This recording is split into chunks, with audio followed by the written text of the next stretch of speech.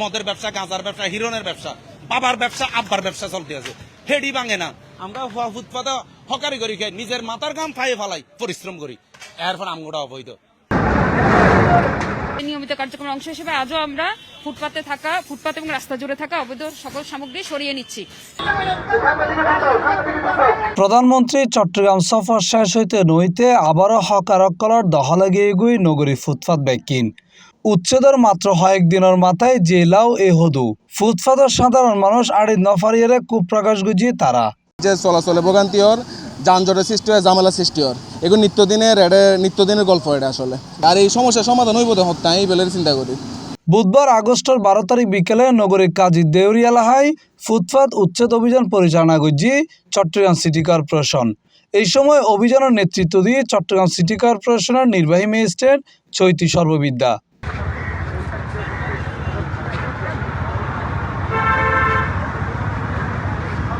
এই সময় একাধিক দোকান উচ্ছেদ করা হয়। অন্যদিকে ফুটপাতের ব্যবসা করা হকারকল হয়।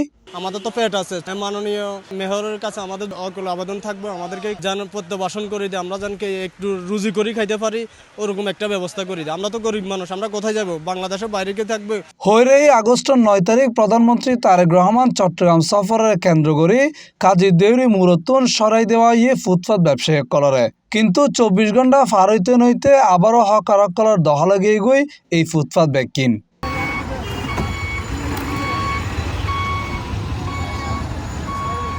চট্টগ্রাম সিটি কর্পোরেশনের পক্ষতন হওয়া ফুটপাত দহল মুক্ত রাখি পেলে এই ধরনের অভিযান অব্যাহত থাকব। আপনারা জানেন চট্টগ্রাম সিটি কর্পোরেশন থেকে নিয়মিত ফুটপাত, রাস্তা এবং নালা দখল করে থাকা অবৈধ স্থাপনা উচ্ছেদ করা হয় এবং সেই নিয়মিত কার্যক্রমের অংশ হিসেবে আজও আমরা ফুটপাত এবং রাস্তা জুড়ে থাকা অবৈধ সকল সামগ্রী সরিয়ে নিচ্ছি এবং সকলকে সতর্ক করছি, ভবিষ্যতে যদি তারা আবারও রাখেন তাদের বিরুদ্ধে শাস্তিমূলক ব্যবস্থা গ্রহণ করা হবে এবং চট্টগ্রাম সিটি কর্পোরেশন থেকে নিয়মিত এই অভিযান পরিচালনা করা হবে। Mohammad Nizamuddin Tipu, C+ TV, Chittagong.